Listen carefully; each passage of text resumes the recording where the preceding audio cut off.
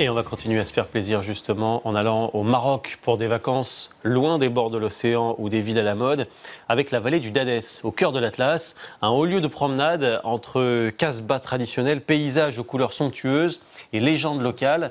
Samira El Guedi et Jean-Étienne Mac ont suivi des voyageurs français au cœur du Dadès.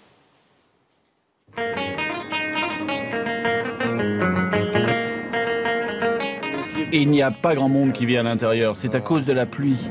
Elle a détruit une grande partie des casbahs. Hier on était en Italie, aujourd'hui on s'est plongé dans une ambiance totalement différente. Depuis Marrakech, il faut 7 heures de voiture vers le sud pour atteindre ces paysages désertiques. Ici, les voyageurs fuient la côte et l'agitation des grandes villes marocaines. Il faut qu'on trouve une canne à pêche. C'est reposant, surtout que quand on est parti de Paris, il pleuvait depuis une semaine et là on arrive au soleil, au frais, dans les gorges. Non, c'est vraiment très bien. Pour sa première visite au Maroc, cette famille suit avec attention les indications de Moha, l'un des guides de la vallée. C'est le chef de village. Non, c'est une casbah, il m'a dit. Un ksar, c'est tout seul. Petite halte dans les casbahs, elle date du XVIIe siècle. À l'époque, ces vieilles maisons en pisé pouvaient abriter jusqu'à 25 familles.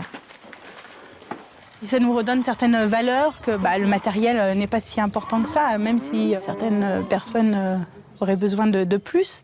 Mais on se rend compte qu'on peut vivre avec beaucoup moins, ça c'est sûr. Abdou, va moins vite et serre-toi bien de tes pieds. Dans les gorges voisines, nous rencontrons Julio. Cela fait 20 ans qu'il est tombé amoureux de la région. Et chaque année, il fait le voyage depuis son Ardèche natale pour apprendre aux enfants de la vallée à grimper. On passe peut-être moins de temps sur les infrastructures touristiques et tout. Par contre, on passe plus de temps avec les gens. Et on pratique cette activité ensemble. Ça veut dire que je sais qu'ils ont des frères, qu'ils ont des sœurs. Il nous parle, il nous apprend ce qu'il sait, il connaît des activités intéressantes. C'est positif pour nous.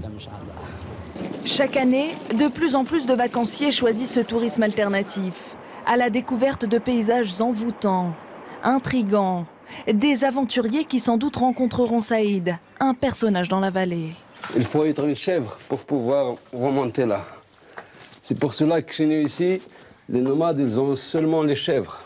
Il tient un camping juste en face des Doigts de Singe, la montagne la plus surprenante de la région.